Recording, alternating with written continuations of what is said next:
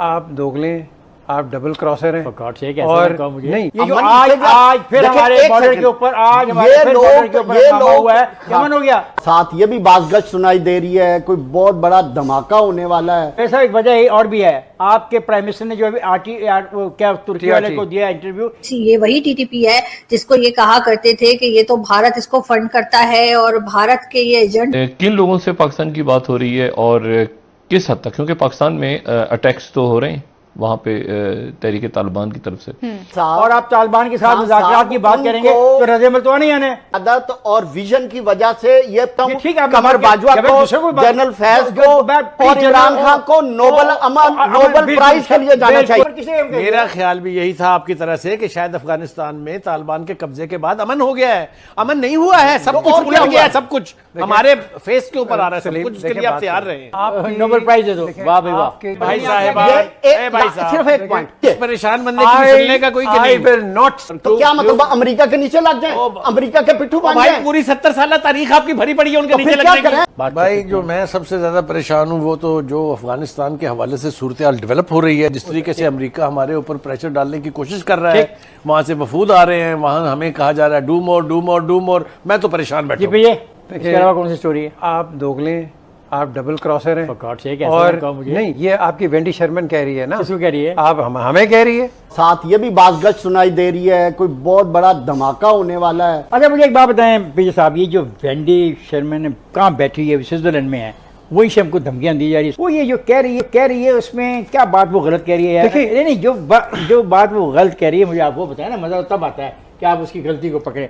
वो कहती है और हम तमाम अस्करियत पसंदों और दहशतगर्द गिरोहों के खिलाफ बिला इम्तियाज तसलसल के साथ कार्रवाई की तवक्को करते हैं। इसमें वो क्या बुरी बात कह रही है? देखिए बात यह है कि हमें कॉन्टेक्स्ट देखना पड़ेगा। नहीं कौन, मैंने तो आपको फिक्र सुना दी उसके। उसको ये मलबा किसी पर डालना है और we are an easy scapegoat. पहले भी यही हुआ हमारे साथ, अब दोबारा हमारे साथ यही हो रहा है। हम आपस में गुफ्तगू कर रहे थे प्रोग्राम से पहले, जो मिरर के अंदर जो आर्टिकल छपा है, उस आर्टिकल से एक हाइप बनाई जा रही है जिसमें वो हमें कह रहे हैं कि हम बिल्कुल दोगले हैं, हमने तो कोई काम करके नहीं दिया है, हम तो टेररिज्म को सपोर्ट करते रहे। यार जरा हमारी हालत देखें क्या है। ये वजह नहीं है, वजह ये है, जावेद साहब एक वजह और भी है। आपके प्राइम मिनिस्टर ने जो अभी क्या तुर्की वाले को दिया इंटरव्यू, एक मिनट ठहरो ना, उसमें उसने कहा है कि इस वक्त जो बाइडेन पे दबाव है, इससे हमदर्दी है। यानी जब आप इस किस्म के लफ्ज इस्तेमाल करेंगे और आप तालिबान के साथ मुज़ाकरात की बात करेंगे तो रद्द-ए-अमल तो नहीं आने। रद्द-ए-अमल नहीं है, और उनको ये डाइजेस्ट नहीं हो रहा कि वो इस रीजन में अमन चाहते थे कि अमन कैसे हो गया, कि जो 2.5 लाख ये जो आज फिर हमारे बॉर्डर के ऊपर आज हमारे फिर बॉर्डर के ऊपर हमला हुआ है, यमन हो गया। आदत और विजन की वजह से ये ठीक है, कमर बाजवा को, जनरल फैज को और इमरान खान को नोबल प्राइज के लिए जाना चाहिए। जो आदमी कह रहा है कि बाइडेन पर दबाव है, उसे हमदर्दी है, और नतीजे में यही आना। मेरा ख्याल भी यही था आपकी तरह से कि शायद अफगानिस्तान में तालिबान के कब्जे के बाद अमन हो गया है। अमन नहीं हुआ है, सब कुछ उलट गया है, सब कुछ हमारे फेस के ऊपर आ रहा है, सब कुछ। उसके लिए आप तैयार रहे, आप नोबेल प्राइज दे दो। वाह भाई वाह। तो फिर क्या करें? ये नारे और ये फिर उनकी 4 डिमांड्स हैं। ठीक है, एक सेकंड, उनकी 4 डिमांड्स हैं। आपके आर्टिकल्स भी छप गए, उनकी डिमांड्स भी आ गई हैं। डिमांड्स क्या है? क्या अपने न्यूक्लियर सिस्टम को नंबर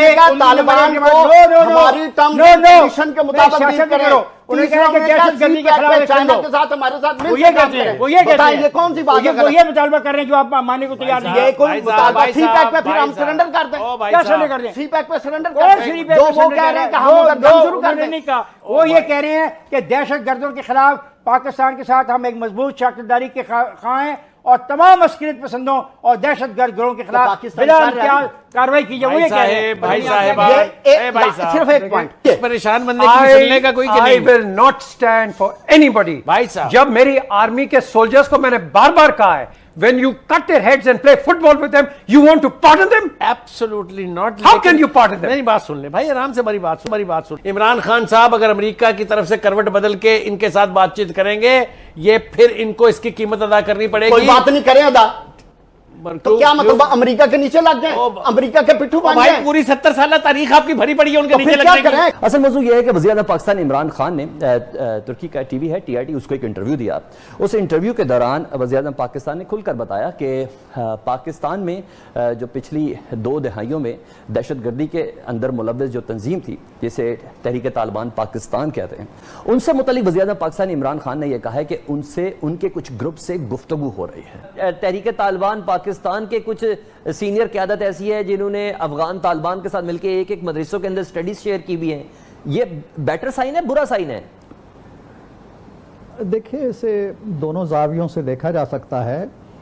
पहली बात तो यह है कि चूंकि वो पाकिस्तानी मदारस के पढ़े हुए हैं और जो मदारस का कंट्रोल है इस वक्त जिन लोगों के पास है, वो अगर TTP से कोई हमदर्दी रखते हैं तो ये तलबा जो वहाँ के हैं वो उनके लिए एक फोर्स का दर्जा रखते हैं।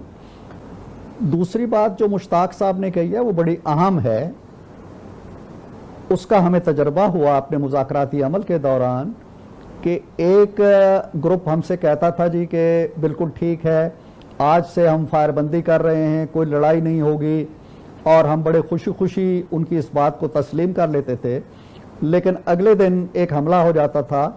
पहली बात तो ये कि ये कौन सी टीटीपी की बात कर रहे हैं? ये वही टीटीपी है जिसको ये कहा करते थे कि ये तो भारत इसको फंड करता है और भारत के ये एजेंट हैं और भारत के कहने पर ये सब कुछ होता है, और उनको कहा जाता था कि ये इसमें भारत का हाथ है। तो अगर हम इनसे बात करने लगे हैं, अगर प्राइम मिनिस्टर साहब इनको कॉमन सिटीजन के तौर पे एक्सेप्ट करने लगे हैं, तो वो भारत का हाथ जो था वो किधर गया? इधर ही है ना हाथ, या कहीं और भेज दिया? तो मुझे समझ नहीं आती कि ये किस किस्म के कंफ्यूजिंग किस्म के स्टेटमेंट्स खान साहब बैठ के दे देते हैं। वज़ीर-ए-आज़म साहब ने भी बात की तो उन्होंने इस तरह से बात गालिबन की है कि कुछ लोगों से बातचीत चल रही है और उसमें जो है वो कितनी कामयाबी होती है हम नहीं जानते। जी सर।